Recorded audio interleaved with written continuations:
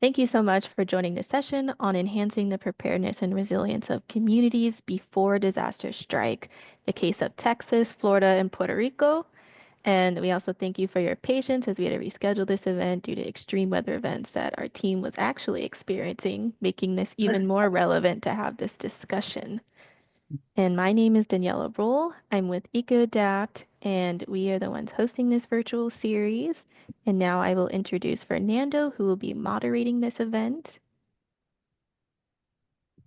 Thank you, Daniela, and thank you everyone in the audience. First of all, thank you to the EcoAdapt team for having the opportunity to share our work. I'm Fernando Rivera. I'm a professor of sociology, and I'm also serve as the director of the Puerto Rico Research Hub at the University of Central Florida here in Orlando, Florida. It's with great pleasure that I get to introduce my colleagues, which, there it is. No better person to introduce themselves than themselves. So I'll go around. Cecilio, go ahead and introduce yourself and tell us briefly your title and all those type of things. Oh, well, that will be short and sweet. Buenas tardes. Good afternoon. My name is Cecilio Ortiz-Garcia. Sorry.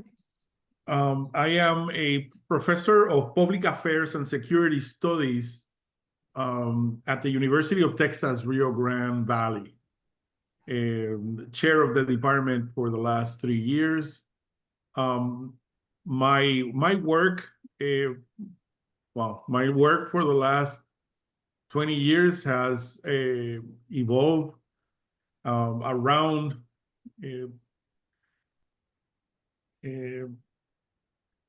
the governance of environmental and energy issues, more specifically, and after Hurricane Maria, the role of universities in that governance, and specifically how to build new architectures of relationships between universities and communities to enhance community resilience. And I'm so thankful for the invitation, Fernando, and thank you, Daniela, and EcoAdapt for having us. And I'll leave it there. Thank you, Cecilio. Ivis, go ahead. Welcome, everyone. My name is Ivis Garcia.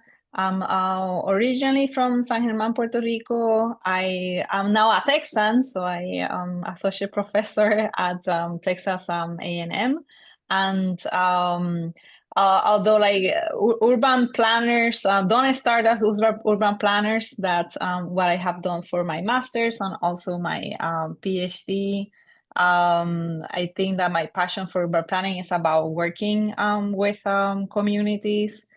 So just thinking about surveys, thinking about how communities organize themselves, using the assets that they have, and for many things, for organizing against gentrification in places like Chicago, to organizing to respond to disasters in places like Puerto Rico or Texas.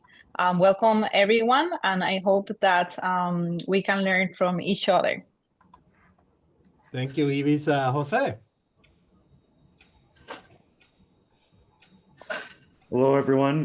José Rodriguez, community leader in Orlando, Florida, priest. And so I work both in the community-based space and also in the not-for-profit faith-based space, really building up resilience as a long-term strategy for just being prepared and being able to overcome and tapping into people's inherent resilience in order to lift up communities. Thank you so much, Jose. Thank you so much. So one of the things, obviously we're talking about the preparedness and resilience of communities before disaster strikes. And just to begin, right, in terms of what brings the panel together, obviously all of us share Puerto Rico as sort of our connection in a sense. But also, Hurricane Maria was an event that somehow even touches personally, professionally, in terms of the impact that it had, right? And you're going to see throughout the presentations, we're going to see some of the things out here.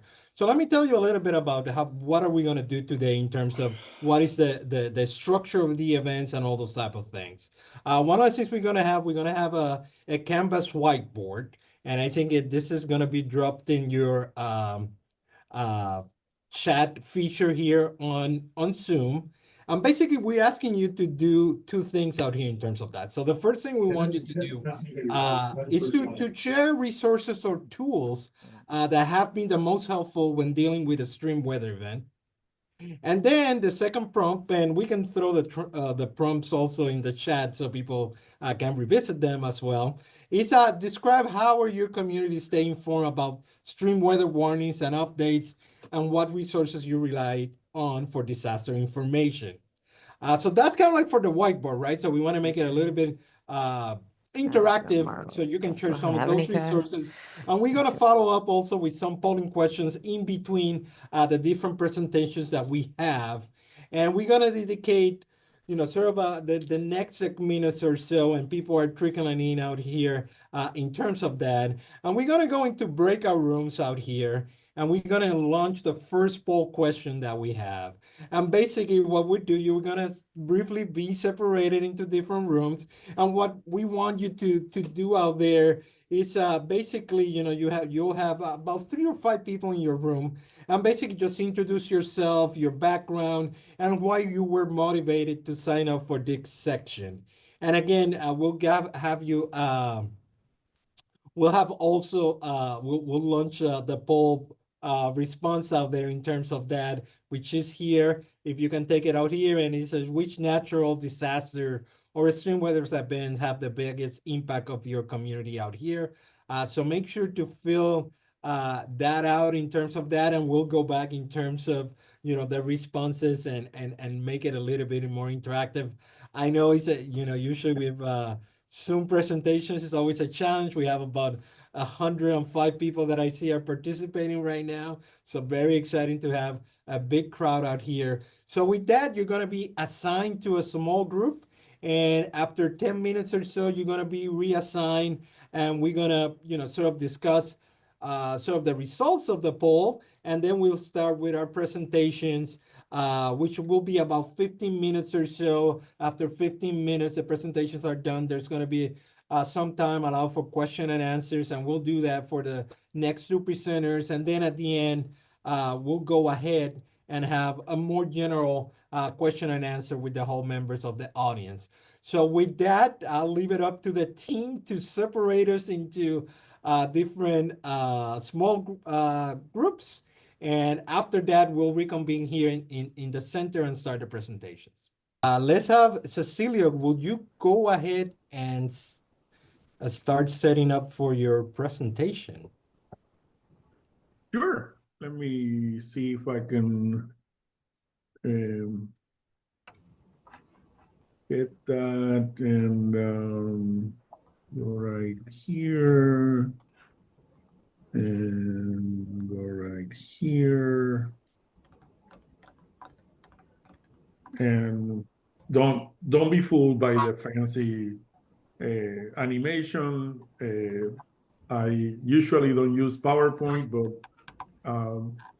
I am using it because I am not only me, myself, and I today. I am also covering for my partner in crime and much better half, Dr. Marla Perez Lugo, who some of you might recognize as the actual disaster sociologist in the family. So Marla could not be with us today.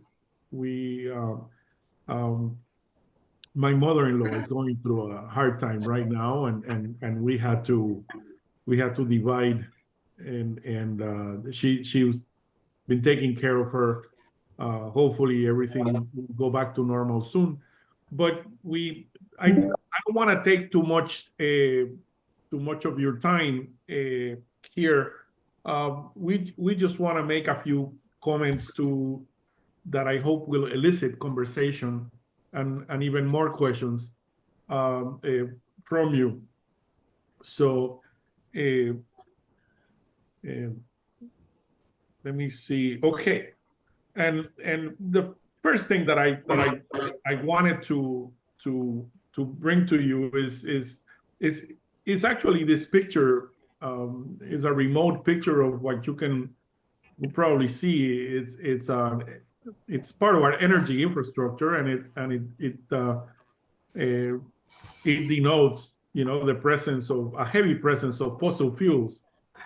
And since our talk today is based on Texas, Puerto Rico, and Florida, I figured if we were going to talk about enhancing the preparedness and the resilience of communities, I might as well mention the word energy systems and electrical systems, because they have been taking most of the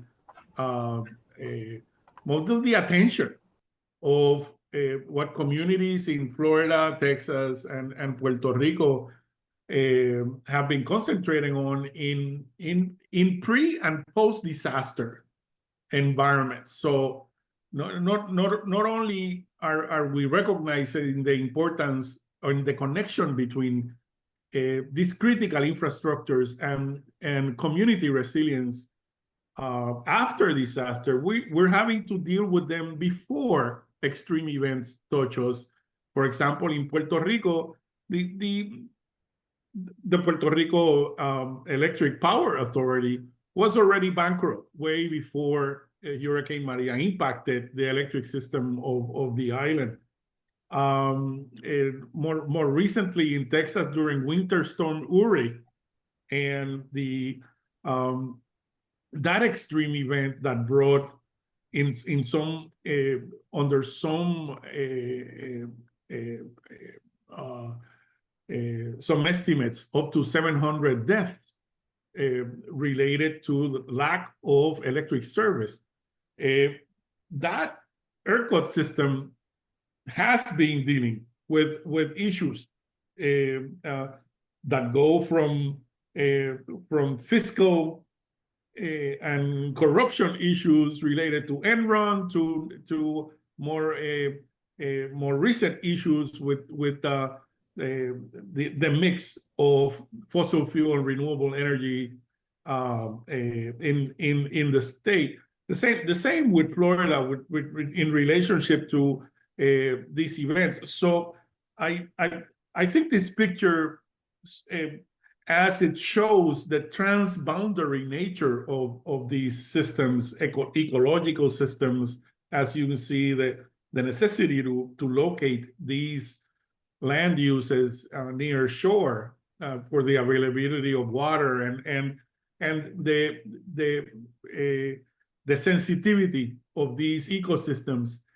They all point to one thing, that the need for these discussions to go just beyond technology and beyond the usual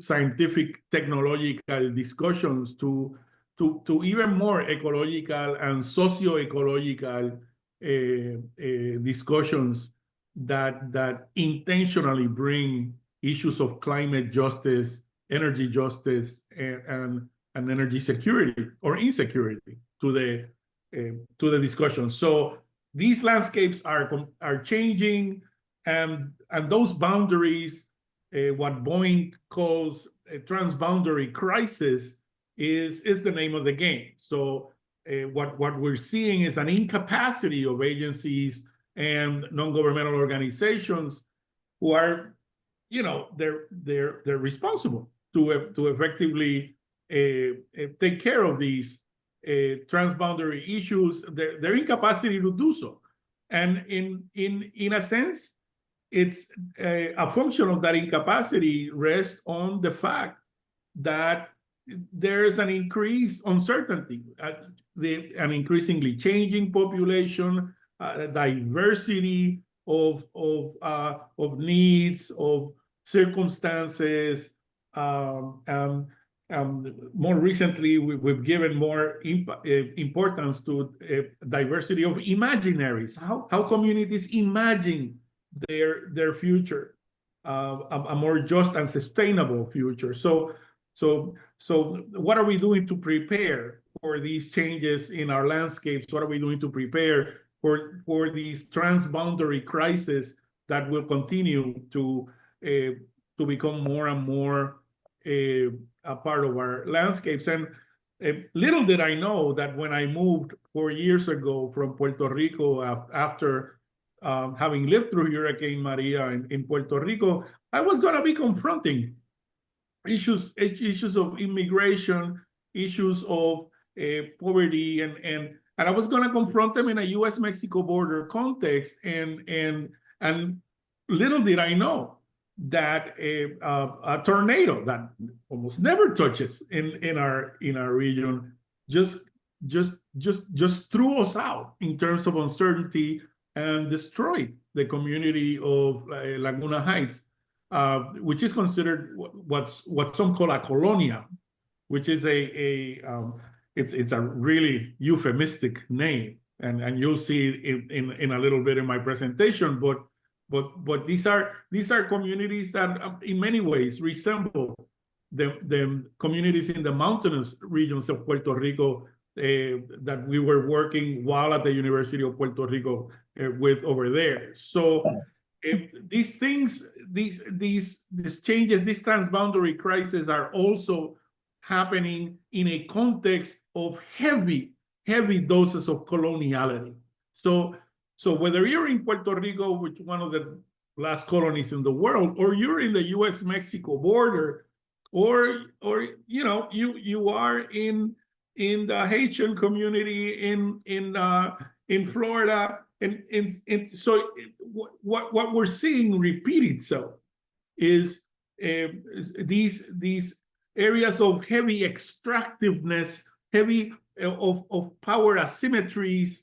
And we're having to deal with pre and post disaster situation in the context of a heavy intersectionality of issues of race, gender, class, and in an environment of extraction of resources, of a colonial nature that repeats itself no matter as you go through these three different, seemingly different landscapes. So I just wanted to try to get you in the way of thinking of transitions, and this is an area that's taking a lot of we're taking a lot of interest in, and if there is one constant out there, that is change.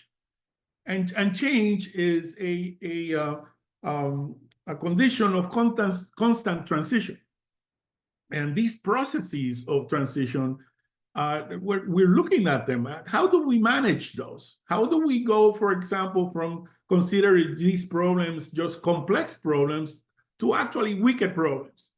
And how do we go from really organizing around scientific expertise to a more deconcentrated, decentralized, more hierarchical way of looking at these events as part of a post-normal science way of looking at the world?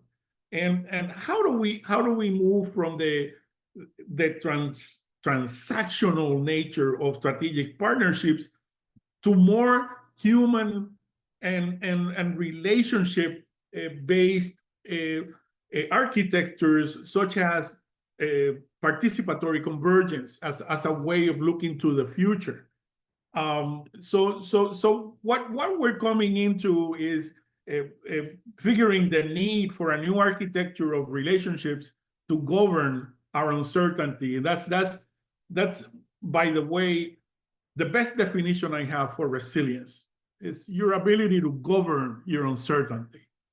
So we have been working with colleagues such as Fernando and others very early after Maria, when we saw that many universities were not organized in ways that were conducive to realize, engage, and actually mobilize towards managing these transitions in a way that was even sometimes ethical. We call the attention to many institutions, from NSF to the Union of Concerned Scientists, and this is broad questions that are still up in the air, and we're still trying to find answers for these. So I'm afraid I'm not coming to you with a lot of answers. I'm coming to you with a lot more questions that perhaps you had when you connected to this webinar. So some of these questions are, of course, systemic. We try to go beyond just the fragmentary way of searching and looking at these questions.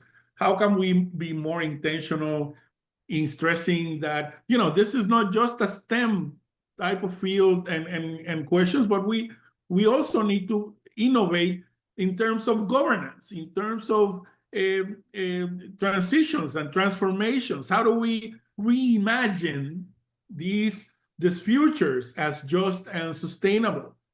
You know, can we, like we say in Spanish, caminar y mascar chicle a la misma vez? Can we walk and chew gum at the same time? Can we, at the same time, we try to graduate the best experts, scientific experts, or should we try to develop the best equipped collaborative partners, or conflict resolutioners, or co-producers of knowledge? And sometimes universities are having a rough time trying to be able to produce this type of citizen.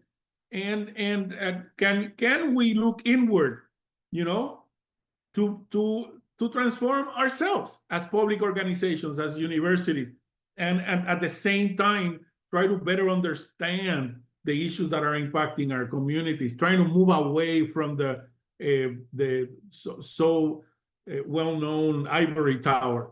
And, you know, can we find more honest ways of engaging with communities to be able to co-imagine sustainable, resilient futures with them, not separated from them? And these are some of the questions that I bring to the table as we try to work together to develop answers. In the end, we believe it's just a matter of trust. And I put this picture here because if you saw these two, you know, on the street, will you trust them? You know, and those are many times when we spend too much time inside the university and we don't go out. We are shocked with issues of trust when communities see us, and just wanted to bring that to your attention too. So we're for years we've been blessed to be a part of communities of practice from different interdisciplinary and transdisciplinary perspectives. ITEAS in Mayagüez, in NESI as a UPR system-wide effort, RISE as a network of universities looking to better understand the community university relationship. And now we're trying to do it in the context of Texas or Puerto Ricans that have migrated to Texas from the Center for Community Resilience Innovation, Resilience Research, Innovation, and Advocacy at the University of Texas, Rio Grande Valley. Here you have our information if you want to learn more about us. I don't want to take more of your time, and I'm really looking forward to discussing some of these and other pressing issues with the rest of my colleagues. Thank you very much for allowing me to share these thoughts, and I'll leave it there. Thank you, Cecilio. And, you know, we have about 5 minutes for any pressing questions for Cecilio out there, and we'll, again, have a period of question and answer at the end. But if we can share the results of the first poll out here, you know, I see it out here, but I don't know what people are I seeing out here in terms of that, but I I kind of like can. saw that, it's a variety of different disasters in terms of that, from hurricanes to tropical storms to typhoons to floods to wildfires to droughts to extreme heat to coastal type of flooding to wildfires. So we have the range of different things out here in terms of what are some of the concerns out here in terms of that. Also, before we go into the presentation from Father Jose, let's do the another poll, which is the second one. Is where do you get your communications from about stream events and natural disasters? So if you can answer that question, that'd be great. We have it out there in terms of that. And if you have any kind of like sort of pressing questions out here for Cecilio, we have about 5 minutes or so just to keep in time out here, and you can drop those in the chat, and we are kind of like monitoring those.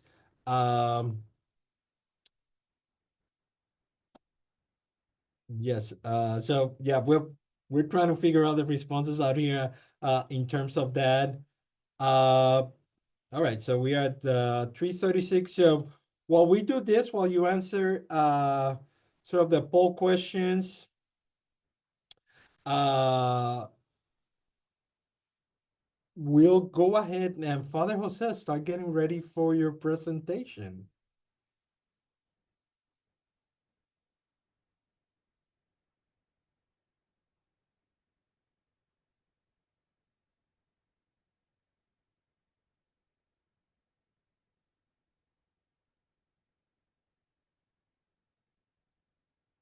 And 1 second, I lost my yeah, presentation.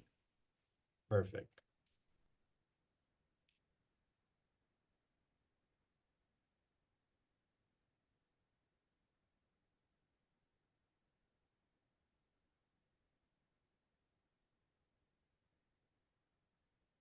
And there was some questions about the slides and whether they be shared or not. So feel free to contact Cecilio, but we'll have it also. We'll have a recording of the webinar as well. But feel free to contact the authors and to see if they're okay with sharing their presentation. So it's a lot of pressure out here to have Father Jose talk about the Latino Resilience Hub Network. So Jose, the floor is yours. I'm ready. My name is Jose Rodriguez. I am the Deputy Director of Alianza Center here in Orlando, Florida. We were born in the aftermath of Hurricane Maria. We're built on a legacy of our collective experience helping Puerto Rico recover, helping Puerto Ricans displaced to Orlando recover. And from there, we've grown into other areas, including climate, clean energy, all those things that impact weather patterns and are creating more intense storms. But outside of advocacy in those areas, we focus on building up lives in our community. And we do this through promoting resiliency. Let me go to the next. Here we go. Before we go into this, we acknowledge that our community is more than just the surrounding neighborhoods around us. It is the I-4 corridor. It is a region where many Latinos reside. It is a region where the hurricanes either coming from one end or the other. It is a region that is also an economic hub, connecting two coasts in Florida and many folks. And within this area, we look and serve at 214 disadvantaged census tracts, looking at about a population of 1.1 million people. The majority are Black, Brown, 30% Hispanic, 20% Black, and many 13% below the poverty line. And in some of the neighborhoods we're in, especially the one I'm broadcasting right now, 85th percentile nationally for lack of health insurance and 85th percentile nationally for limited English. So we have a lot going on here. We need to build up our folks. But I don't like ay bendito stories. because I don't like Ay stories. And sorry, I lost my place. I don't like Ay stories. So we don't look at resiliency building as come help us, come see us as we struggle. We believe that we have the inherent capability of meeting the needs of our community, and we have the inherent power to build what our community needs. So we look inwards to our leaders. We don't bring people in from the outside. We look into the resources we already have. And if you see here uplifting the I-4 corridor, using resources that are already on the ground, because we don't have money to manage this thing. This is an idea. This is a movement we're starting. We started organizing organizations, started organizing resources that are already available, and started tapping into the inner strengths of our community. Also, we have to be contextually relevant as we build resilience. Florida is not homogeneous. The impacts in the Gulf Coast are different than the impact in the Caribbean Southeast. So Alianza has actually divided its work. We have a climate and clean energy advisor manager in the East Coast, and then we have one on the West Coast, meeting unique needs and organizing in ways that make sense for those regions. We're aware of our regional risk. The Latino Resilience Hub Network was created to address risk in our community. 7 of the 8 counties we serve are rate very high by FEMA. And then there's other markers that show that our community is at risk. You can see that in the chart. You can see the hazards that impact our community. So we're aware of extreme heat. We deal with that. We are aware of hurricanes and other things that impact our community in Florida. We also did this to build resilience through equity-based strategies. We want to build enduring capacity, not a project that starts and finishes with funding. This project started without funding, and we're hoping to build something that lasts. We want to ensure that work is rooted in community and succeeding in hard-to-reach neighborhoods. Work has to be contextually responsive. The work has to be what the people ask for, not what we bring. And then we want to make sure we advocate for and ensure equity in our communities. The Latino Resilience Center does this through cultural competency, through strengthening and helping existing resilience hubs with physical locations, through workforce initiatives, starting from K through 8, through summer camps, all the way to workforce initiatives some of our partners have with adults, and working with the chambers of commerce.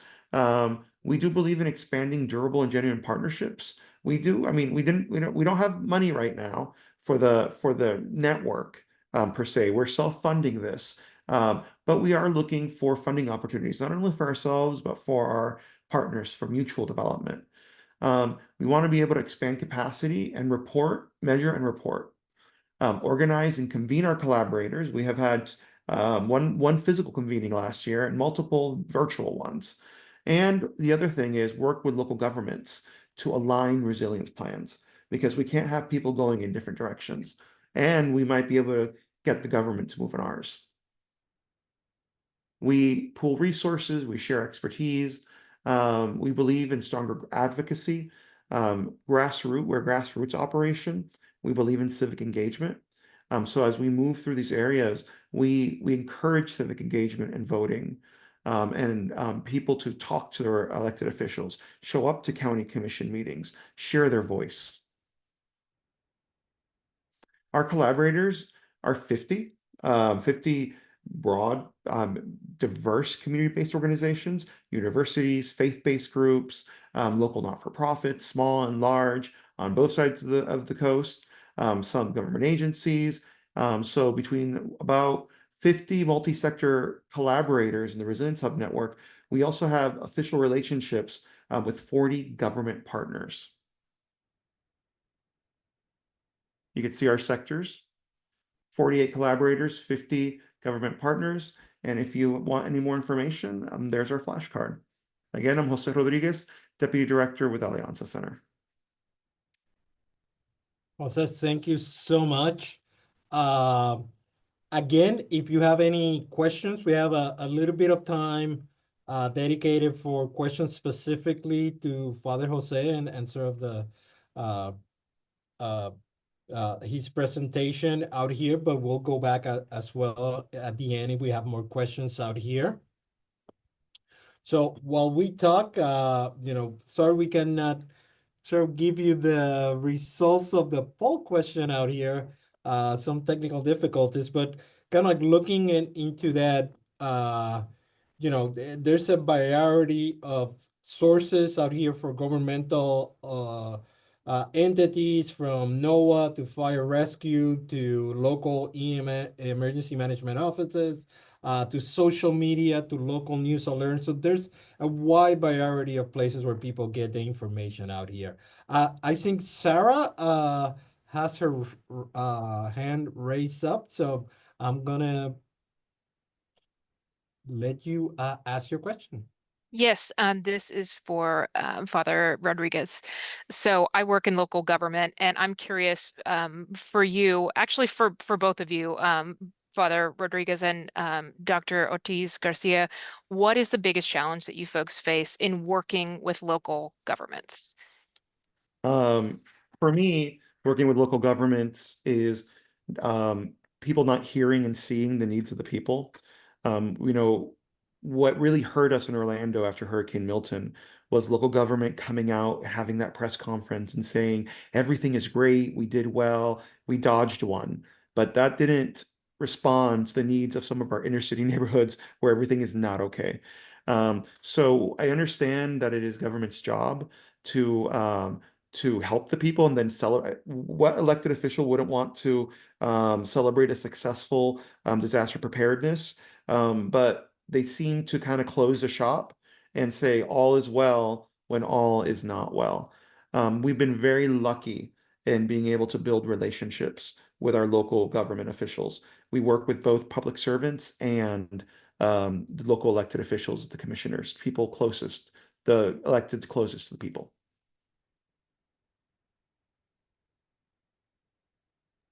Cecilia? That's a big question, Sarah. And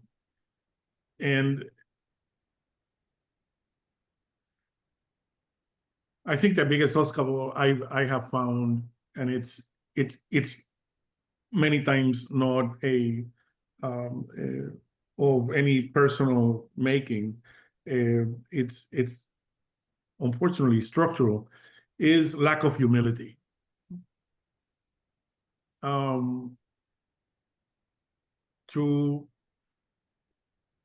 To truly collaborate, to truly engage, there needs to be a basis of humility on which to base that collaboration. Unfortunately, and I'm gonna talk about governance, not government, knowing that you are part of government, and that is an important actor, but you're not the only actor. Universities many times, in our pursuit of this corporate ideal of the, and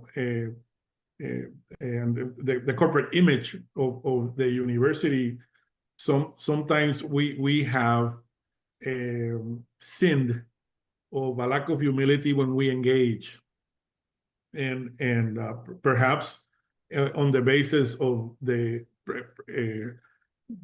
presupposition of the superiority of the scientific knowledge that we bring, we do not open our spaces, our physical spaces. We do not many times share those spaces in a spirit of humility. And communities know that they know us so well that they don't show up. and they let you know how much wisdom they have by actually telling you, yeah, thanks, but you know what, but no thanks. And that dynamic of where I sit is where I stand, and you come to me and this and that is really something I think we need to pay more attention, and we need to invest more in developing spaces where that humility can be developed, where those communications can be co-developed, co-produced. So I'm gonna throw humility out there, but it's obviously more complex than that. But I truly believe that's a building block we need to pay some attention to. Thank you, Cecilio. America, you have a question. Yes, hi everyone. I'm America. I'm a PhD student at the University of Oklahoma. I'm also from Puerto Rico, but I have kind of like a two-part question. One is a follow-up question. So talking about the challenges with working with government agencies, especially with immigrant communities, can you speak a little bit more to the challenges for those communities that are undocumented and kind of like hesitate reaching out for government help because of their document status? And then the other question, you work with a lot of diverse communities. Are there like any challenges that you guys face with having people with such different backgrounds and disaster experiences, kind of like disaster subculture stuff, when working with these communities? I'll tell you that my work started in Hurricane Irma, when the sheriff of Polk County said that he was going to start checking IDs to make sure that the people coming to the shelters were citizens. We opened up through the church a hurricane shelter for those immigrants. So very early on, when I started this work, I was aware of the needs of the undocumented, the immigrant, the refugee, and people that have diverse language needs. And after Hurricane Maria, I also became aware of immigration issues, because I'm from Puerto Rico too. Puerto Rico has a high percentage, big community of Dominicans and other people who are not from Puerto Rico. They were displaced by Maria too. They came to Orlando too, and they had unique needs as immigrants, some of them undocumented, that Puerto Ricans who are U.S. citizens had. People were not aware of that, or did not see that, or just didn't want to measure that. But we did have Dominicans from Puerto Rico displaced to Orlando who were undocumented. And in terms of, you asked like this three-part question. The first one on immigration. What's the second question? But really quick. No, it's just basically with working with different communities with different backgrounds. Are there like any challenges to that? The challenge is actually the mission. The mission is to respect the wisdom of our elders. That means respecting local wisdom and local leaders. And that's easy for a small not-for-profit. That's easy for a community-based organization like Alianza. That's hard for some not-for-profits. Coming into a neighborhood and you're not in charge, and fighting the urge to tell people what they need instead of asking them what they need. So the biggest challenge we have is letting go and listening to local elders and honoring local leadership. That's it for me. Cecilio, you want to add anything to that? That's another big one, and I see that Ivis's hand is it's either up or she's clapping, but I think she has a lot to offer to this question too. I'm, you know, some of the main problems I've seen have to do with the enormous amounts of ignorance that agencies parachute in many times to communities where their relationships haven't been worked in the past and haven't been developed over the years. Again, I can't help it but to mention the lack of humility, because nowadays you need to look like you know everything, and you need to look good no matter what. And regardless of if this is a really asymmetrical situation where you have someone that has been impacted and you come saying that you're going to help. These people don't need your help. They need you to better understand them. They need you to better contextualize their situation and actually learn from them instead of trying to teach them. The one that's learning is usually the agency and the organization. Also, ultimately, what that does is create barriers. And I'm really looking forward to Ivis's participation, because the work that she's doing might be able to give us a glimpse of what a non-governmental organization is now facing. And you think that governments are the ones that are messing up. Well, NGOs are supposed to come and deal with that messing up. And what they're finding out is that the terrain is equally as demanding from them. And so I'll shut up and I'll leave it there. Thank you, Cecilio. So while Ivis start preparing your presentation, that Cecilio is giving sort of the introduction out here, we're going to go ahead and ask poll question number 3. And hopefully we can get the results out here. And I think those are easily shareable here in terms of that. But we'll do that. Also remind you that we have a Canvas whiteboard out here. So make sure to share the resources out there. And there's a couple of prompts out here. But without further ado, we go through our third presentation. And Ivis, the floor is yours. Oh, thank you so much, Fernando. So I will be talking about networking among nonprofit organizations in the context of Puerto Rico. And I have done a lot of research, different types of research, but I decided to present this one, that it was like the first one that I did, because I think that it's like very good, just in terms of like try to understand some of those like challenges that people have, more like that's a little bit after the Hurricane Maria in 2017. So this one it was in 2019. And then I have done other studies about what organizations have learned after multiple disasters. Like in Puerto Rico, there was like earthquakes, also COVID-19.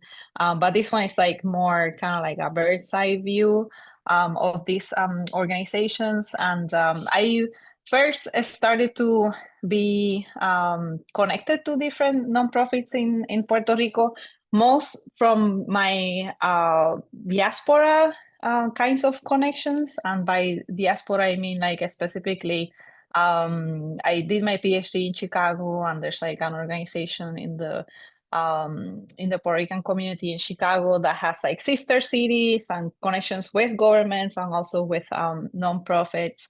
So I started to do a lot of work with them, but also the Center for Puerto Rican Studies, which is located in New York. At the time was also anticipating that there will be like classes that will be given to different nonprofit organizations, and I started to think about this idea of like idea común, just kind of organizing nonprofits in the island, given that there was going to be like a lot of funding from CDBGR and also CDB MIT for educational training for the third sector, specifically, and you know, like this like training is really, it's a little varied. So in Puerto Rico, we have community-based organizations that are registered organizations, and then we also have like nonprofit organizations. So specifically here, I'm not going to be talking about CBOs, which are registered and can benefit from some of these things, but I decided to concentrate in nonprofits, even though they might be very small, with maybe, you know, just the executive directors and not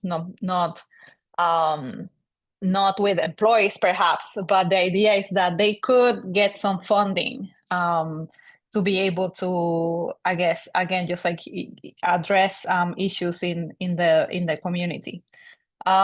So why, like in terms of like I give you a little bit of the rationale that I have. That's kind of more like a personal rationale, but also like when you do research, you also have to have some kind of other rationale as well. So we have mentioned here through different speakers, nonprofits are really key actors in long-term disaster recovery.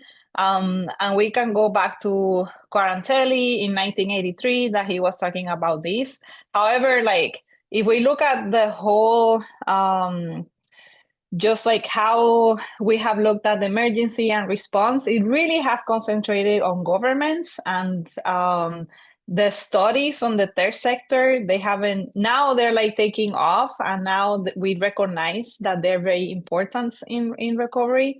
But it took decades, right, to actually get there. Many times, as we have heard already, they were seen as recipients of help and not as like direct actors that could do something to use the assets and be able to respond to disasters. So we wanted to, in this study, and then I say we because I did this actually with a colleague and Dr. Divya Chandesekar from the University of Utah. So the part of it is like to know if they have like, again, like the capacity to provide recovery services. And we know that the answer is yes, right? But what affects recovery capacity for these like nonprofits after disasters? And obviously, like the question here, because it's after Hurricane Maria, is about after the disaster, but we know that given that this experience that these nonprofits have, for example, my other research has tried to understand how that learning that they have could be used later on to respond to Fiona, another hurricane, to earthquakes, to COVID. And we have seen that there's people are better able to respond to disasters once they're more familiar again with like response and also different programs and so on. And the idea is that, again, this fed into more thinking about capacity building action research. So this study, again, as I said, is one of the first ones I did on this June 2019, and it was like a random sample done actually on the phone with like just like a registry I have of nonprofit organizations, and 235 survey respondents. So that's like 68% of people responded, which is like really good. And we always try to talk to someone that could answer information about decision making and about funding and those things. And actually for this, we did like 20 additional interviews with people. These are just kind of like the questions that we have, from more organizational profile to organizational capacity to that networking, which is the piece that mostly interested. So in terms of like the organizations, they were incorporated in Puerto Rico, but 80% were also incorporated at the federal level, which is like important to directly receive like funds from the federal government. The year establishment 1996, so we can see that many of these organizations have been long-time players in their community, but they were very small. So mostly like 5 on average, like 5 employees. They were connected to the community, so meaning that they held meetings with the board, they have a board, and they actually involve community members in operations, in 64%, even in volunteering and things like that. And based on like 46 municipalities. In terms of the annual budget, we can say that 70% made less than like $500,000 on their budget, but as you can see, many of them were like quite small, like about 20%, or almost 30% actually were making less than 50,000. So we can say that in general, they're small organizations. in which sectors, and this is kind of like the primary mission, just like human services, education, healthcare, religion-related, and as we can see, not that many in public safety or disaster relief. And then when we ask like how they have been affected, so obviously like the community themselves, they were affected. So it's like damage on buildings is like 44%. When they have a lot of quotes about people, like even though their nonprofit again had mud inside and their data was lost and all these kinds of things happened, they still had like to fix that quickly and get to work because they needed to serve the community. So we have that all of them experience, not all of them, but it's like increased amount of services. So it was like 23% receive or try to do more, have to give more services. But then all of them did report that after the disaster, we have like here in the teal color, just whatever they were doing more after the disaster. But something that is also very interesting here is that you see changes on mission, and I have like in these interviews a lot of the people said about they're not doing disaster at all, anything that has to do with that, and all of a sudden they're doing. Everybody feels that this is like a disaster response or concerns again about flooding or about just whatever was needed in the community is something that they saw themselves having to do, and therefore part of like a change of like their mission or programs that they now had. This is kind of interesting because it goes to the conversation that we were having about like the connections that people have to government. So something, but before looking at government, let's look at the other third sector. So community-based organizations, which is I define those as like organizations that do not have their 501c3, but it's like a group of leaders and they're registered with the government, they're recognized by the government.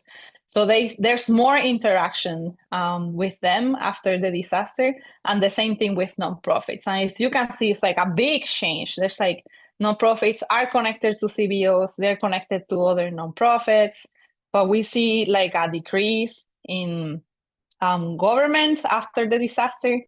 So with the local government, the state government, federal government, it might be like at different levels. And, you know, just thinking about like what some things that people did mention, I think a lot of have to do with like the ongoing networking that people were now creating collectives, and that those collectives were mostly around CBOs and around nonprofit work. And usually it was like geographically based, and maybe again, government, it was like less of an element on these networks. Although obviously like a great opportunity. And in Puerto Rico in particular, there was like issues also regarding trust as well. And this is something that I still need to like parse out, but there's in Puerto Rico, I got a lot of quotes of like being depends, like some local governments people trusted more than the state government. More people were more suspicious perhaps of state government, but just also depending on like political affiliations and all that, at the local level it might look different actually. And then with the federal government, people many times felt that there was not that much more connection in there. I'm trying to like go forward. Okay. And then, so I don't know if I jump here. Oh, I did jump because like something that I also found interesting here is that even though I told you that, again, I first got more connected to Puerto Rican nonprofits through Puerto Rican diaspora organizations, something that I hear a lot is that during that time, there was like less connection to diaspora organizations because a lot of like receiving communities, like let's say Massachusetts or in Florida, they were more on the receiving end as people perceive them in Puerto Rico, and therefore maybe less able to do some of the regular things that they might have done. At least that's kind of like the interpretation from the people that I interview. And then something that is really very important also for government is like, okay, so given that these organizations are small and that now there's going to be like this surge of funding, how we get organizations to be prepared to be able to receive these funds. And something that we wanted to know is like, how much do they know about these funds versus like actually applying to? And there's like a lot of people have heard about it, but I think that there's a gap, and maybe there's a technical gap about, you know, applying for these funds specifically. But still, you know, a lot of people, as you can see with like FEMA funds, they know about it and they apply to, and then you see like some of them kind of decreasing. Obviously, maybe this also has to do with availability, like more availability of CDBG kinds of funds, Department of Energy or SBA, and so on. But there's still like a gap, which is kind of like a big gap. Like if you really think about it, there's more work to be done in here. I think that one of the questions that we asked like of all of you before is like, how do you hear about news related to disaster? And at least the nonprofits, what they answer, it was a lot through like social media. They were 41%. Some of them, obviously, they were very active in looking for information just on the web. The FEMA Disaster Recovery Center, in terms of like, again, just thinking about federal government and so on, it's like a primary place where they found information. But also we can see like other nonprofit organizations are very important as well. And I wanted to kind of like highlight those two, because those two are more about how the third sector is like really supporting each other.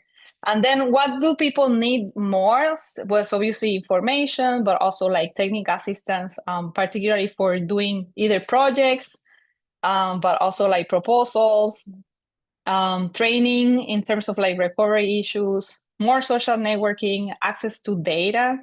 And I think that part of it is also advocacy for the mission that they have. And more funding, it wasn't even in the survey, but a lot of people brought it up. So we just added up in there. We also asked about the particular networks that people were part of. And some of them are going to be like non-local. So maybe like Hispanic Federation, Enterprise, Neighbor Works. And a lot of people were less involved on those, and more of the ones that are more like the local kinds of like networks. So there was a lot of people also like involved in those. But obviously the good thing is that a lot of people were looking for being part of some kind of network. So we have like that, again, 26% of people were trying to be connected in order to learn more, take advantage of the grants. And we did like also to do like some checks, some calculations to know like who got the most like funding, and these are just some characteristics. So most of them are or like if you're located in San Juan, you were like 0.9 more likely to get a grant, which says something that there's a bias towards like urban organizations, and maybe urban organizations can do also perhaps more social networking as well. It helps if you got 1.2 more grants if you have like interaction with other nonprofits, in the same thing with interaction with federal agencies. If you attended conferences or workshops, they're more likely to also get grants. And having a community development focus, so this is more about their mission and how they see themselves serving geographically their community or neighborhood or series of various neighborhoods. Just here as a conclusion, As I said, more outreach is needed, in particular with like rural communities. But one of the most important things is a connection to just like any resources and peers is like very important for recovery. After a disaster, organizations change missions, right? So we learned that, and that's something that now we can see the organizations are more prepared to like respond to future disasters, and that they might see that emergency safety as like even a core part of their mission. But they are going to have like more increased demand and obviously intensify their interaction that they're having, particularly with CBOs and other nonprofits. So I think, you know, I know a lot of people that are here work for government. So I think that it's important to be aware of that, and also be aware of like the networking that is happening at that level in order to tap into those networks as well, and be able to build capacity among communities, being with all those things that we talked about: data, access to information, knowledge on like how to apply for grants, but that technical assistance as well. And I look forward to discussion. Thank you so much. Ivis, thank you so much. And I'm gonna take the time here to actually view the results out here, and I'll show the results out here. But kind of like the majority of people do not know what disaster plan is for your community university of business, and thinking about humility, right, Cecilio? In terms of that, you know, sometimes, you know, we have to look beyond that. So let's go ahead and pose poll question number 4 while we do the Q&A out here in terms of that. So I'll open the floor. Anybody that wants to ask a question of to Ivis out here, and you know, we'll have about 10 minutes or so, and then we'll open the panel to just a further discussion out here. So if you have any question out here, and thank you everybody that's been sharing resources on our whiteboard and making comments on the chat. But anybody that wants to ask a specific question or a comment out here for Ivis or Cecilio or Jose.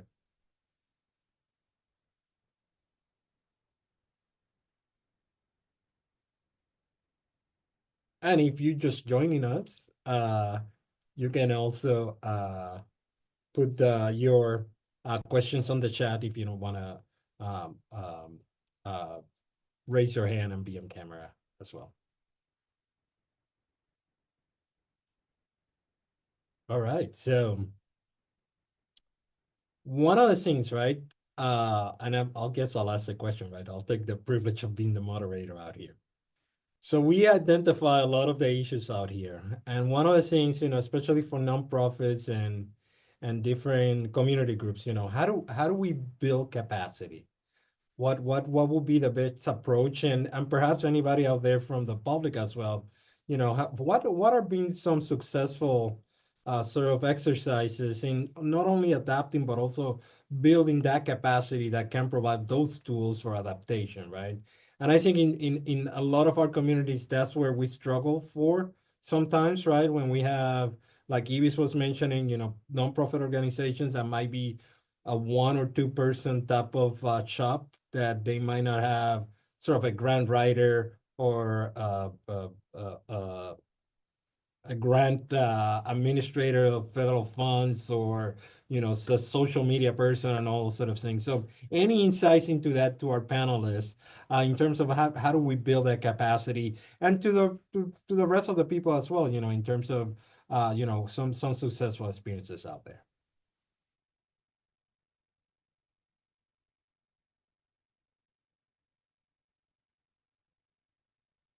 Cecilio, I'll point at you. How do we build capacity?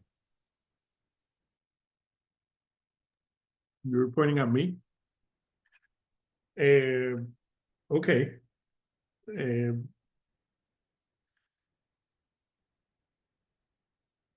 I tell you what, capacity building needs to be nuanced. We throw capacity building around as a pretty, homogeneous concept, and it's pretty straightforward. More is better. That goes with capacity building, no? We assume that more is better, and that I would rather have too much than too little. And when in fact, capacity is usually a binomial. In theory, when you look at capacity building is understood as the intersection of resources and commitment. So one of them is pretty easy to measure, dollars and cents. However, the other one is not that simple. And depending on the environment the NGO is either descending into or developing itself as a part of, you will have different levels of commitment to actually engage in capacity building. So that on the definitional side. The other thing is that what capacity exactly are you talking about? Collaborative capacity is one that doesn't necessarily is not necessarily enhanced by more resources. Is usually very painstaking because it takes a long time to develop, rather than the process of getting a grant, which is a one-shot, project-based. I get a budget and I'm going to kill this money as soon as I can. So the nuance, I think the beauty of Ivis's snapshot is that now that we have that atisbo, no, as some data, we can then run it through these nuances and see, well, wait a second. Where are collaborations more prone to be established? And perhaps we can develop actually mappings, or we can develop better visualizations of where that capacity is needed. And is it more on the resource side, or is it more on the commitment and relationship developing side? I don't want to get too theoretical with this. I teach non-governmental organizations, so the last thing I want to do is start teaching here. But there's got to be folks on the ground that have way better information. Sí.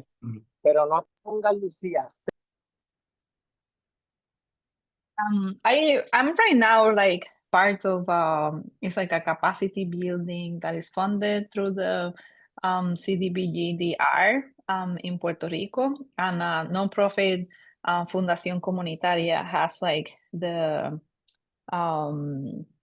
just like is doing this, right? And as a contractor, right, for the housing department in Puerto Rico. And so there's like a lot of classes that people could take, and previously people identify what are some of the things that people can learn, right?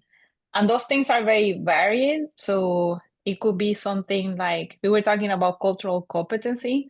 So maybe it's in some instances it's about, let's say there was I believe a PhD student that was also talking about working with immigrants. So if you have like learning objectives of like how to do that, and then some people talk about how we have done that in the community and so on. So we presumably can say, people are better off. It's like a pre and post test, right? Of like where people now know more than before. So that's a way when you think about capacity building, right? And the things could be from that. Right now I'm teaching a class that is about how to recognize assets in communities. And they're like, assets of thinking about leaders and institutions and the physical environment and doing like asset mapping. And that's something, you know, that we can train people on. And I think that other things like with grants, right? I think that maybe sometimes it becomes a little bit harder, right? But we can think about different things that people can do for capacity building. And that might be from changing your frame of reference, right? To think a different way, like think about assets, right? Or think about groups that are more vulnerable in your community, cultural competency, or we can think about how to do community participation. Or maybe some people even it's like now we can learn how to use like social media to promote our work, or how to invite people to an event, how to create an agenda. There could be other simple things like that. I do not see capacity building as something different than in this sense when it's like organized by a class, right? And with these funds, usually CDBG-DR or MIT, as like having some learning objectives and as showing if that person after doing this class is more aware of X, Y, and Z. And of course, a lot of those things are going to be more in practice. And maybe we could talk about a concept, something I was thinking about is like capacity building is important, but how about mentorship? Because I feel that when I think of my own students in university or a lot of people that have taken my classes in Puerto Rico, they said, I did that class and that's great, but how I do X or how I change my nonprofit to be like a CDC and to get that particular fund. And I think that maybe that's when you have the technical assistance, there's more like a mentorship kind of thing. And those things could be separate, but they're also complementary. Father Jose.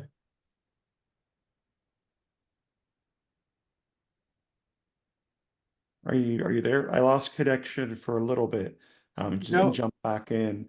What was the question? So Father Jose, so the question was, how do, good examples of building capacity in terms of that. And, obviously building capacity comes with a caveat of what do we mean by it.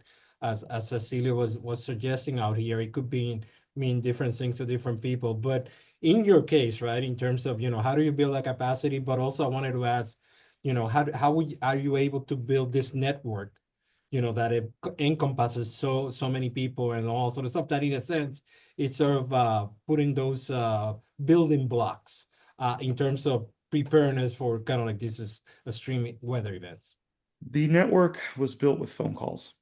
We called one person who we knew, they joined. And then I asked, can you send me to someone who'd be interested? Then I call that person.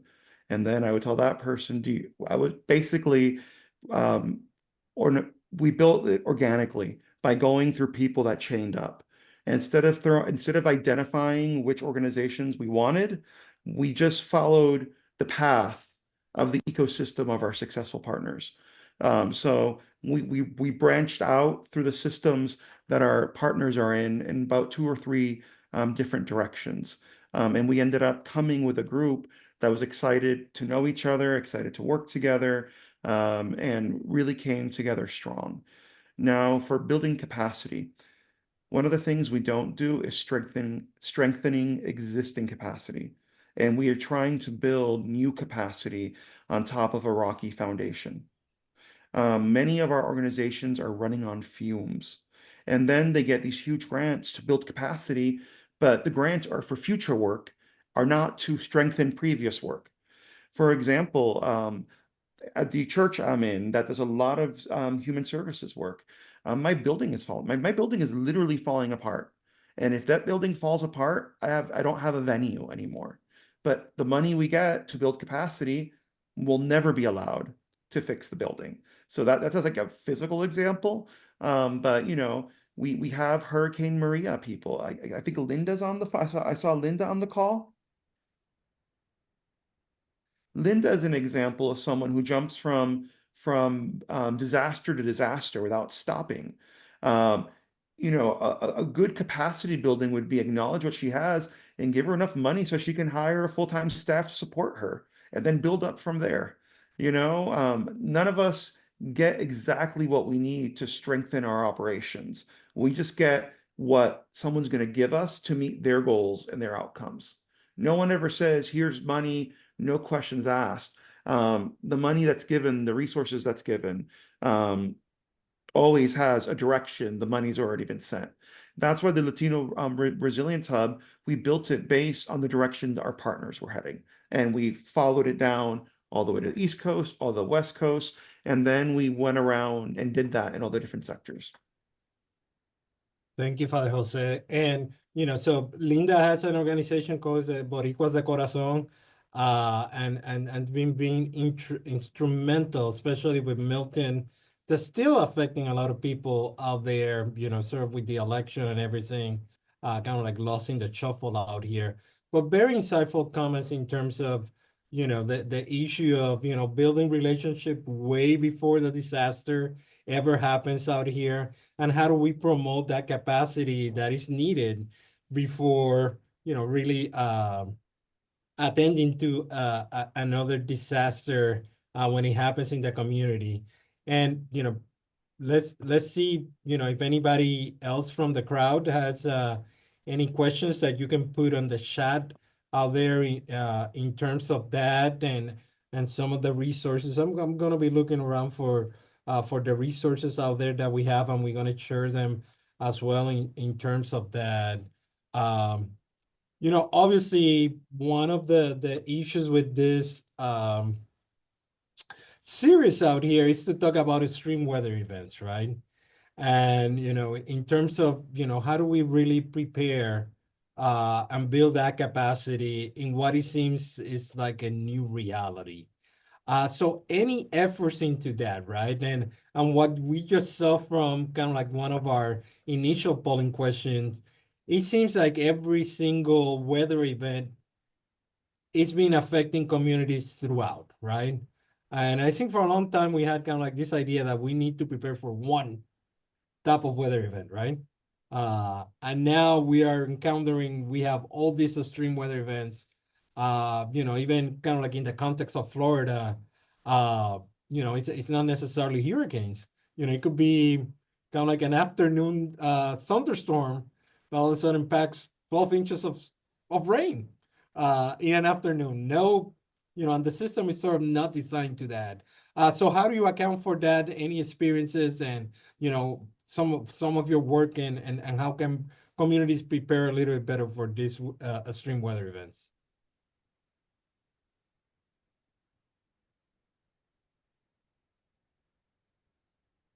Well, okay, I'll take a stab at that.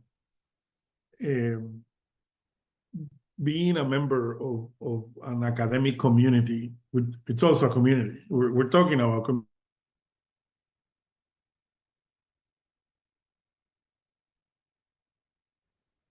there are communities of communities, because we are so fragmented inside universities that I don't share that much with other communities within my community at the university. That's how bad this is, okay? At the same time, I'm supposed to be designated as a minority serving institution.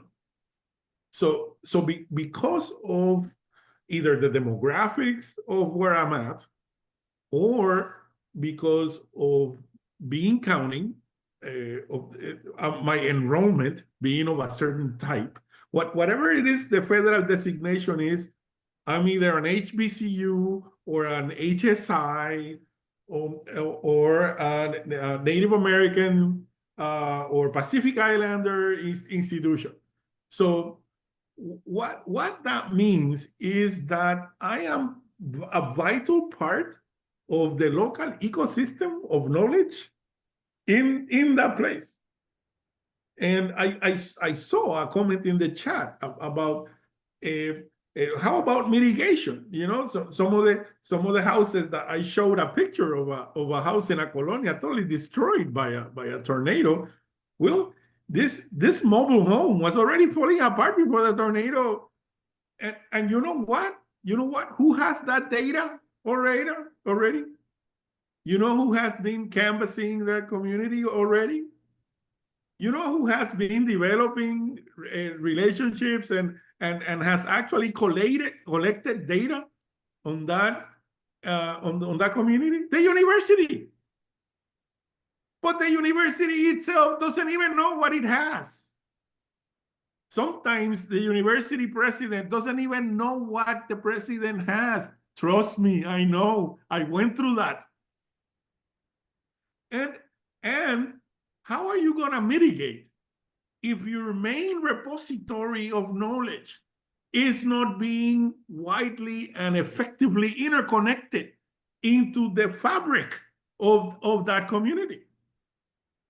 So these structural barriers to communication, to relationship making, and we put our faith in budgets that, as our colleagues just clearly described, come with strings attached. They tell us what we need to be using that money on the basis of the needs of that agency, not the community that receives the money. So sometimes it might seem like this is unsurmountable, that this is how, por donde lo agarra, tú sabes. It's like, where are you gonna, where you get a handle of this? And it's overwhelming. I must tell you the truth.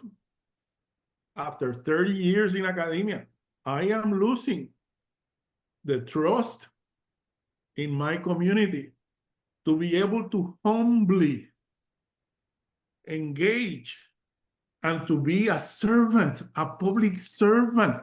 I'm a member of a land-grant university. I mean, I'm a public servant. And I'm losing trust in our capacity to do. I'm hanging by a thread, and usually at the other side of the thread are people like Ivis and Fernando on the other side, from which I'm hanging, because I see their work and the importance of their work. But sometimes I ask myself, should I move over to another sector to try to be able to engage differently? Should I move over to a different level to be able to engage differently and have impact? And you know what? What I have found is that movement is also made difficult by the structural conditions. If you're pigeonholed as an academic, you need to stay an academic. Don't be changing around. Don't be moving around. So I don't want to get people, overly sad or whatever, because this is we just came from Thanksgiving, ¿verdad? But it's complex, it's wicked, and I don't think universities are doing enough, and we'll continue to push for them to interconnect better internally and with the outside world. But it's let me tell you, with the current political climate and the things that are coming, I wonder how we're going to manage from here on. We cannot stop engaging in spaces like this. We cannot stop engaging amongst ourselves to serve as a radar of the other, and to be able to help you mitigate the things we know that are going to occur, because we have the data to show, and agencies continue to operate like if this was the first. We've never seen something like this. That's the phrase that's usually utilized. Oh, this is like nothing we've ever seen before. Crap. That's not true. Anyway, you see what you get. Exactly. This- Father Jose. This isn't a long-range goal that I'm about to explain to you, because when the Hurricane Maria displaced came to Orlando, we had a short amount of time to get them resilient and ready for the next. Resiliency, getting ready for disaster, is helping people find better jobs. So when the hurricane comes, they don't lose pay for 3 days. They have an employer that'll pay them through the job.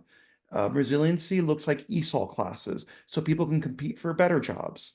Resiliency and preparing for disaster looks like financial literacy classes, so people can quickly buy their home or secure an apartment, a home that's safe from hurricanes. You know, it's sturdier. It was built post 1990, or an apartment that you know, nice and sturdy. You have to build up the people along with your hurricane preparedness. You just can't give them a little brochure, tell them to be ready. You have to invest in their lives. And as you're investing in their lives, talk about the practicalities of getting ready for a disaster. But the real investment, the real return on investment should be helping develop the person so they can become self-resilient and they can get the resources they need. Because no matter how much I try to be client choice, I'm still going to have a warehouse where people are going to get stuck with the stuff I bought. I may, you know, I'm inheriting the stuff someone else bought outside of my community. They're going to give me money and I'm going to have to buy the best I can for my community. And it might not be something someone needs. You know, someone might need a generator and someone else just needs groceries. We, in order to avoid not being able to serve people or giving them things they don't need, which leads to waste and it is not sustainable, you have to invest in the person and make them self-resilient. Thank you, Ivis. Well, at least from a planning perspective, what I see a lot is that after there's a disaster, you know, we usually hire big consultants and they do all the mitigation plans pretty much for everyone. Many times tend to be cookie cutter, and also like the federal government just like gives you a checklist, right? You have to have your public hearing, maybe like a couple things, but there's not a lot of community engagement. So I think that the more like localized that we can make plans, right? And thinking about multi-hazards for sure. So if there's like tsunamis, like landslides, hurricanes, earthquakes, whatever that might be, but also trying to, so they're localized, but also how do they relate to other planning? I was like previously in a small group that many of them seem to be interested in heat. And that's something obviously that we have to take that think about in when we think about multi-hazards, and like how, again, with like heat increases, what we might need to do. But how do you take like a hazard mitigation plan and integrate that, let's say, with like a master plan that is about public lands, or about how can you have or you know, public parks and trees, and how we integrate that with like other things that are more related to the materials that we use, maybe when thinking about design reviews or things like that. So I'm thinking more about plans should be local, right, with the local knowledge, but hazard mitigation plans also need to be integrated with many other plans and many other things that you're doing in your city. And even with like nonprofit organizations, they have to be incorporated into like the everyday operations of these choices that you make that might make something better or worse in the long term. Thank you. You know, one of the things is I'm gonna, let's see if I can share the results out here of the poll, right? And you know, in terms of the questions, what do you think are the biggest barriers to improving disaster preparedness in your area?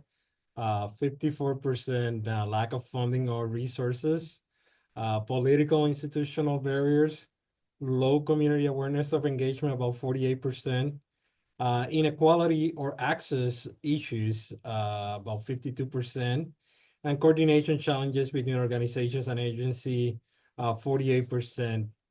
So you see that there's still a lot of things that folks that are here in the audience are dealing with that we've been discussing in terms of that.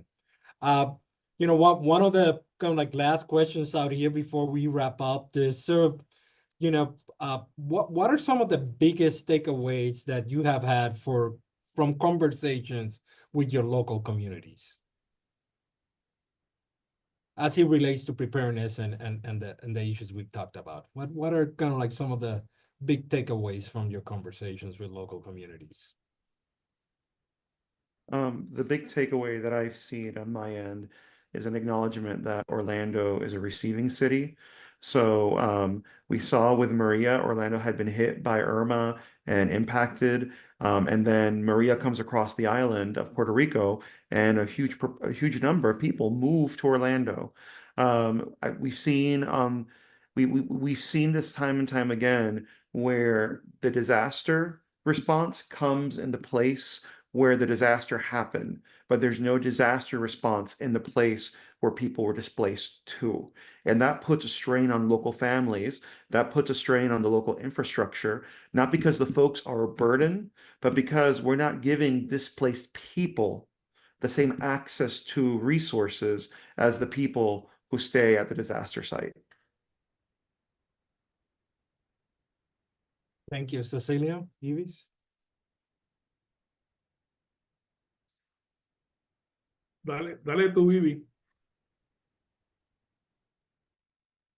Well, I was thinking about something else. I was thinking about an example of like Texas, because I have been working here with a community. It's like a lot of Latinos and African Americans that live in a community that there's like a lot of air pollution because there's like oil industries here.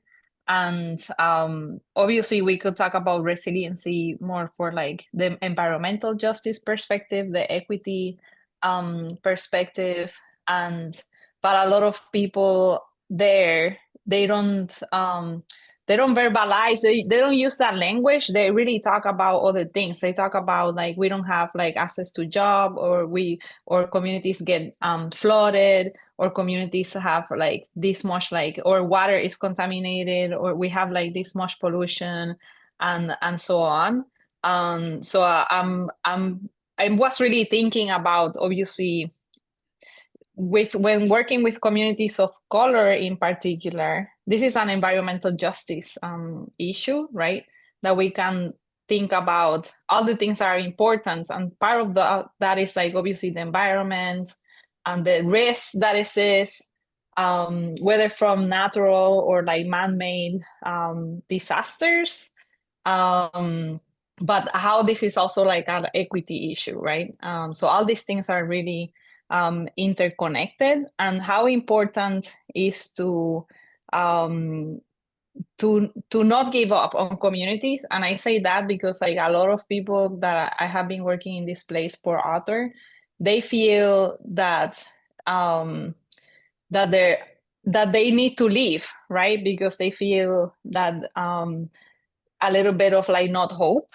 And but there's some people that we have been talking about assets, and how nonprofit organizations can like change a place. But there's also a little bit of like sometimes lack of trust with government. So part of what I'm thinking just is, how all these things are interconnected, and how we do not give up in some communities that are in a very hard situation about in terms of like the environment, and about how to really make a place safe. I would agree with Ivis, and I'm gonna say what I'm hearing from the communities, while you hear it in their own words and in their own context, is that they're sick of having to be resilient. That's what I hear from the communities. And that word is actually being avoided by a lot of people. I just don't like the way it's used. I don't like the connotation it's given. When I have to live with the kinds of hazards, when I have to live with the type of uncertainties that are structurally built into either like Ivis mentioned, the rural condition in the center of the island in Puerto Rico, or the issue of unincorporated territoriality. Amazing. As a Puerto Rican, I grew up with that phrase. I'm an unincorporated territory. And I thought that was me. And then I moved to the border, and a lot of the communities that I see in the most vulnerable situation are there because of something called unincorporation. They're unincorporated territories. So cities do not recognize the responsibility to develop water and sewer, or to develop infrastructure. Remember I talked to you the critical infrastructure? What I'm hearing about communities is I am sick of being resilient. And I've been so resilient that you're looking at me even despite decades of living without reliable energy service, reliable critical water infrastructure, reliable, and that then makes me vulnerable to extreme heat or to drought. Or so that our incapacity to listen as institutions of higher learning is being exposed. What Maria did in Puerto Rico is it exposed all of these gaps. We're still talking about the gaps, and we haven't organized to deal with them, to close them up. And I have a feeling that I can move to another part of the country and I'm going to see it again in North Dakota or in Minnesota, or I'm going to see it again in New Mexico, because these things are systemic. And we're trying to fix little things here and there. But systemically, if we keep on treating populations like they do not belong, even though they have been there before us, the same vulnerabilities will emerge. Well, thank you so much. I think, from our conversation, and we have some comments out here in terms of, instead of talking about resiliency, we should be talking about climate adaptation. Obviously, we're not going to have every single type of answer today, but we can really learn some things, right? We need to learn how to listen, right? And I think that's number one out here in terms of that, and sometimes we fail to do that. We need to be better relationship builders as well, right? And we need to identify those that are out there in our community that can help us with those tasks out there in terms of that. Obviously, we are in an interesting intersection of our climate reality, that we cannot simply say, I'm going to move to a place and I'm going to be immune of these issues, right? It's sort of becoming sort of more and more a reality that we have to deal with. But there are lessons to be learned, right? And I think it's up to us, for all of us that are involved in this area of work, to basically see those lessons learned, implement those, learn, adapt, and continue to push forward in terms of that, which I think is sort of all the work that all of you are doing in one way or on another. And it's something that we cannot put at the end of the day, it's our climate, and we cannot just put our backs to it and say like, oh, it's not going to affect me. And obviously it's going to be a tall order to continue to do so. With that, I'm going to say thank you to everybody, and I'm going to turn it over to Daniela for the last remarks for this insightful webinar. Yes, I just want to say thank you so much to all of the speakers. It felt very insightful, like a student in classroom again. So it was great hearing about all of your perspectives through your presentations and through the responses, the thoughtful responses you guys gave to the questions. So I just really appreciate the vulnerability, the insightfulness, and I'm sure all the other participants also appreciate it the same way that I do. And for those who are wondering about the recording of this event, if you want to go back and look at the presentations again, and maybe you missed something, we will be sending out an email, a follow-up email to all the registrants, and it will have the recording included. And we will also be posting it on the website, and I'm just going to drop it in the chat real quick. And we're going to be posting it online as well. And so we'll share the Canva whiteboard results of the resources that you guys shared in the email. And we'll also be sending out a post-event survey just to for you guys to give us an opinion on what you guys thought of the event. And also there's an opportunity to win a $20 Visa gift card. So that's just an incentive for people who participated today. And just once again, round of applause to all of our speakers. If you guys could do the, in the chat, just say thank you to them. Thank you so, so much. And just want to give a special appreciation considering so many of you guys had to deal with actual extreme weather events while we were preparing for this session. And you guys were working with your local communities very, very hard. And so just even to have them all here today to present in front of us is just such a pleasure. And so that I will leave it there. And if you guys have any questions, feel free to reach out to them personally as well. And that I say thank you.